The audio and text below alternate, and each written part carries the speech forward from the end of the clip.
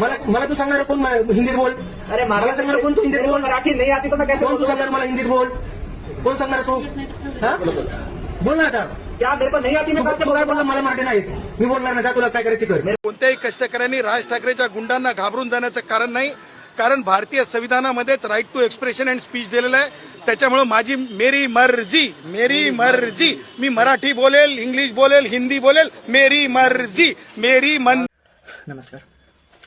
हे मी बोलायला पाहिजे की नाही की हे मला माहिती नाही, बट ॲज अ स्टुडंट आणि एक नागरिक म्हणून काही गोष्टी खूप बॉदर करत आहेत. आणि ॲज अ मराठी माणूस म्हणून सुद्धा की आजकाल काही व्हिडिओ येत आहेत माझ्यासमोर जे की तुम्ही पाहू शकता की भाषेवरून कसं राजकारण होत आहेत.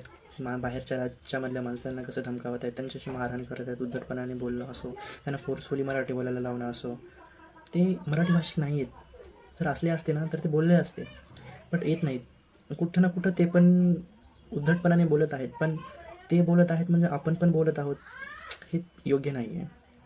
आणि हे फक्त महाराष्ट्रामध्येच किंवा महाराष्ट्रापुरतंच मर्यादित नाही की अदर स्टेटमध्ये पण होत आहेत. की काही मी क्लिप्स पाहिल्या होत्या की कर्नाटकमध्ये पण असंच होत आहे की तिथल्या कन्नडी भाषेमधल्या लोकांना तुम्ही कन्नड भाषा बोलण्यासाठी फोर्स करत आहात, मारत आहात, धमकावत आहात.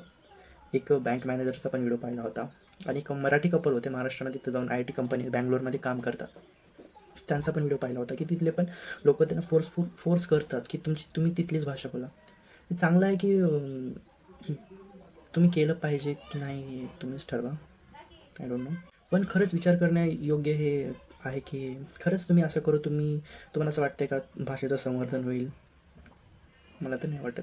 कारण जी मातृभाषा आहे ती कोणी विसरत नाही. जर फॉर एक्झाम्पल की उदाहरण घ्यायचं म्हटलं तर की आपण बघतो की बंजारी समाज किंवा इथं कोणत्या पण वेगळ्या ह्याचे म्हणजे त्यांची भाषा थोडी वेगळी आहे. वडार, बंजारी ही त्यांची भाषा कधी विसरत नाहीत. ते राहतात. त्यांचं जर समजा एक जरी घर असेल आजूबाजूला मराठी भाषिक असो, हिंदी भाषिक असो, ते हिंदी पण शिकतात, मराठी पण शिकतात, पण ते त्यांची मातृभाषा नाही विसरत. त्याची मातृभाषा जी त्यांच्या घरामध्ये चालतात आणि ते बोलतात त्यांचं म्हणजे संवर्धन होतं.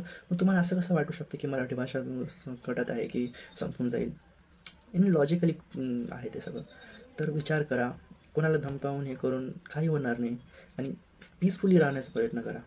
आपण महाराष्ट्रातच नाही राहत आहोत, आपण भारतामध्ये राहत आहोत. आणि भारतामधल्या भाषा, संस्कृती, कल्चर, राहणं, वागणं, बोलणं, चालणं हे सगळ्या वेगळ्या आहेत आणि वर्षानुवर्षापासून चालत आलेल्या ह्या गोष्टी आहेत. तर तेव्हापासून जर माणसं पीसफुली राहत असतील, गुन्हा गोविंदाने राहत असतील, तर तुम्हाला आत्ता काय अडचण होत आहे? का होत आहे? तुम्ही फक्त तुमच्या राजकारणासाठी या गोष्टीचा विचार करत आहात. तुम्ही या गोष्टी भडकावत आहात आणि तुम्ही ॲज अ वोट बँक म्हणून त्याला यूज करत आहात. हे दुसरं काहीच नाही, फक्त एवढंच आहे. तुम्ही घाणेरड्या राजकारणासाठी शांत वातावरण एकदम भडकावत आहात. एकमेकाला त्यांच्यासोबत होत आहे, उद्या आपल्यासोबत होईल. मग इतका जर प्रॉब्लेम आहे तुम्हाला मराठी भाषा, हिंदी भाषेचा, मग एज्युकेशन सिस्टमच बदलायला हवी ना. का लहानपणापासून इंग्लिश भाषेचा प्रभाव जास्त दिसतो मराठी भाषेपेक्षा? का दिसतो? तर तुम्हाला इतकाच मराठी विषयी कन्व्हर्सेशन करायचं असलं, कन्झर्वेशन, तर मग तुम्ही काल परवाचीच गोष्ट आहे की तुम्ही हिंदी भाषा ही पहिलीपासून कंपल्सरी केलेली आहे शिकण्यासाठी. मग इतका हिंदी भाषेचा विरोध आहे तर मग का एज्युकेशन सिस्टमच बदलायला हवी नको का? इतका जर त्रास होत आहे तर मग का तुम्ही कंपल्सरी केलं हिंदी भाषेला? मग का लहानपणापासून आम्हाला इंग्लिश शिकवली जाते, हिंदी शिकवली जाते? मराठी भाषेचं कन्झर्वेशन करायचं. मग सगळं सिलॅबस असो, सगळ्या गोष्टी असो, मग ठेवा मराठीमध्ये. आणि हो, या सगळ्या सिनॅरिओमध्ये असं तुम्हाला वाटत असेल की महाराष्ट्र परिपूर्ण राज्य आहे, इथं सगळे बेरोजगार येतात, बाहेरच्या स्टेटमधले लोक इथं येतात कामासाठी, तर तिथं खूप रोजगार आहे, तुम्ही त्यांना रोजगार देत आहात. खूप मोठा भ्रम आहे असं वाटतं मला. कारण फक्त महाराष्ट्रामध्ये किंवा पुण्यामध्ये IT हब नाही आहे. सध्याला ते खूप विकसित होत आहे. हैदराबादसारख्या शहरामध्ये, बँगलोरसारख्या शहरामध्ये आणि चेन्नईसारख्या आणि गुरुग्राम या शहरामध्ये IT हब बनत आहेत. सो इन फ्युचर महाराष्ट्रामध्ये लोकांना सुद्धा तिथे जावं लागेल कामासाठी. मग तेव्हा आपल्या महाराष्ट्राच्या लोकांचं कसं होईल? तिथं त्यांना पण याच डिफिकल्टीज फेस करावे लागतील ना. मग आणि राहिला पॉईंट, ते बाहेरच्या स्टेटमधले आपल्या ह्याच्यामध्ये इथं का येतात? त्यांना कोणता शौक नाही आपलं घरदार सोडून इथं येऊन दुसऱ्या परक्या राज्यामध्ये राहणं, इथं राहावं लागणं, इथलं खाणं, इथलं बोलणं, शिकणं कुणाला पण नाही आवडणार. कुणाला आपलं कम्फर्ट झोन सोडावं असं वाटेल?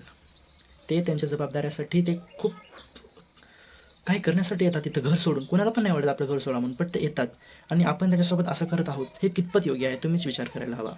आणि हां, राहिला विषय, तुम्हाला वाटत असेल महाराष्ट्रामध्ये फिल्म इंडस्ट्रीज आहेत, बाहेरचे लोक इथं येतात कामासाठी वगैरे वगैरे. थोडंसं बघा, वाचा आजूबाजूला की काय होत आहे. महाराष्ट्रामधल्या सगळ्या काही गोष्टी ज्या आहेत ते ट्रान्सपोर्ट होत आहेत. काल परवाच मागं वाचण्यामध्ये आलं होतं की 12 कंपनीज ज्या आहेत ते पुण्या सोडूनही गुजरातमध्ये जात आहेत.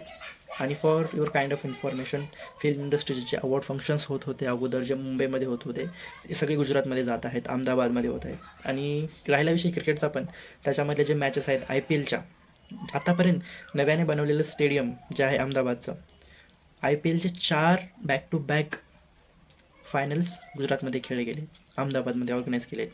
आणि या 16 वर्षामध्ये फक्त एकदा मुंबईमध्ये झालेलं आहे.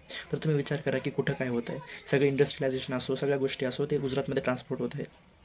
तर विचार करा, बस बाकी काही नाही. आणि ह्या व्हिडिओ मागून असा माझा काहीच उद्देश नव्हता की मराठी माणसाची किंवा असं डिसरेस्पेक्टफुल बोलणं किंवा असं, कारण मी पण मराठी आणि I am proud of it. आणि या सगळेजण जस्ट सुखाने असावं, म्हणजे जस्ट पीसफुली राहावं, सगळ्यांनी मॅच्युअर बना, सुखाने राहावं, बस एवढंच, बाकी काही नाही. आणि जर काही वाईट वाटलं असेल या व्हिडिओमधून तर please I am so sorry about it, जर काही हर्ट झालं असेल तर. आणि बस, थँक्यू.